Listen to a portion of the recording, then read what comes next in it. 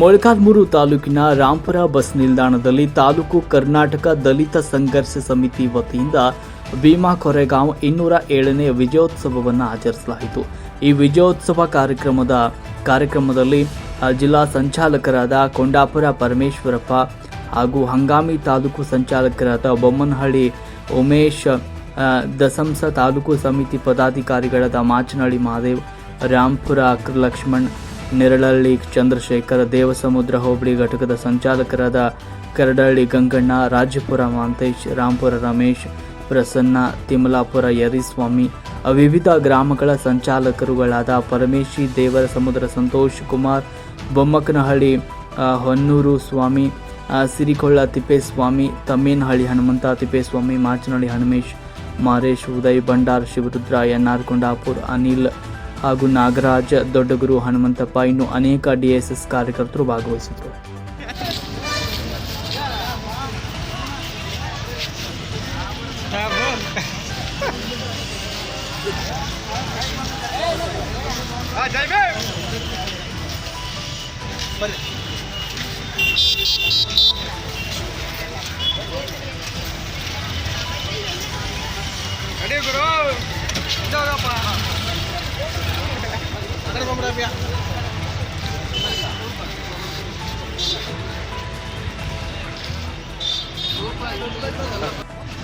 ಈ ದಿನ ಹಿಂದೆ 1818ರಲ್ಲಿ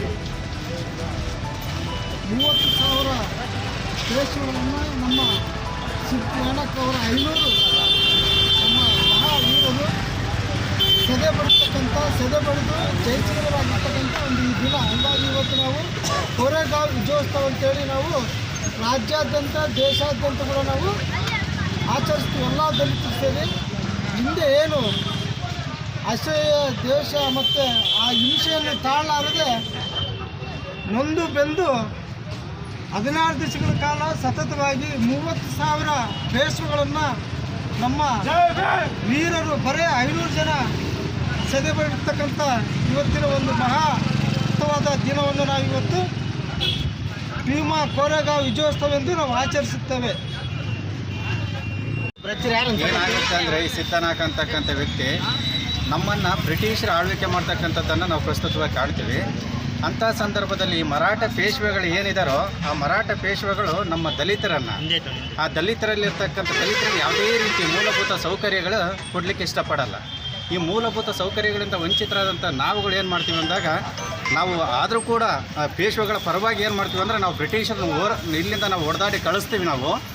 ಆದರೆ ನೀವು ನಮಗೊಂದು ಮಾಹಿತಿಯನ್ನು ಕೊಡಬೇಕು, ಒಂದು ಅಂಶ ಹೇಳಬೇಕು ಅಂತಂದಾಗ ಹೇಳ್ತಾರೆ ಪೇಶ್ವೆ ಹತ್ರ.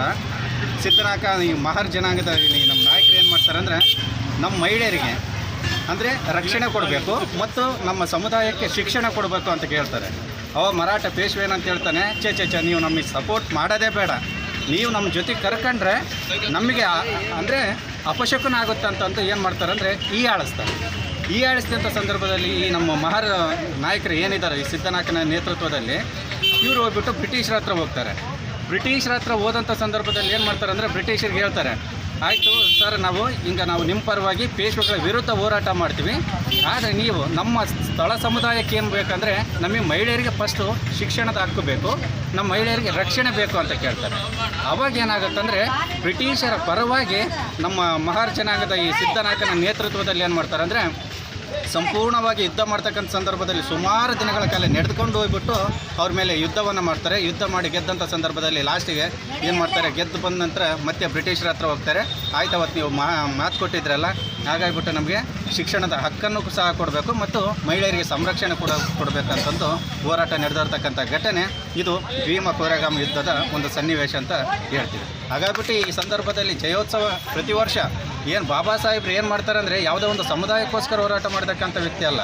ಬಾಬಾ ಸಾಹೇಬ್ರು ಏನು ಮಾಡ್ತಾರೆ, ಈ ಇದರಲ್ಲಿ 500 ಜನದಲ್ಲಿ 22 ಜನ ನಮ್ಮ ಸೈನಿಕರು ಆ ಥರ ಆಗ್ತಾರೆ, ಅಂದರೆ ಸತ್ತೋಗ್ತಾರೆ. ಅವರ ಒಂದು ಸವಿ ನೆನಪಿಗಾಗಿ ಏನು ಮಾಡ್ತಾರೆ, ಪ್ರತಿ ವರ್ಷ ಜನವರಿ 1ಕ್ಕೆ ಬಂದುಬಿಟ್ಟು ಅವರ ಒಂದು ಸ್ಮರಣೆಯನ್ನು ಮಾಡ್ಕೊಂಡ್ಬಿಟ್ಟು ಹೋಗ್ತಕ್ಕಂಥ ಸಂಪ್ರದಾಯ ಬಾಬಾ ಸಾಹೇಬ್ರ ಕಾಲದಿಂದ ಇದೆ. ಹಾಗಾಗಿಬಿಟ್ಟು ನಾವು ಕೂಡ ಇವತ್ತಿನ ನಮ್ಮ ಸಮುದಾಯ ಏನಿದೆಯೋ ಹಾಗಾಗಿಬಿಟ್ಟು ಇದನ್ನು ಪ್ರತಿ ವರ್ಷ ನಾವು ಇದೇ ರೀತಿ ಆಚರಣೆ ಮಾಡಬೇಕಂತಕ್ಕಂಥದ್ದು ಇದರ ಪ್ರಮುಖವಾದಂಥ ಉದ್ದೇಶ ಮತ್ತು ಗುರಿಯಾಗಿರುತ್ತೆ.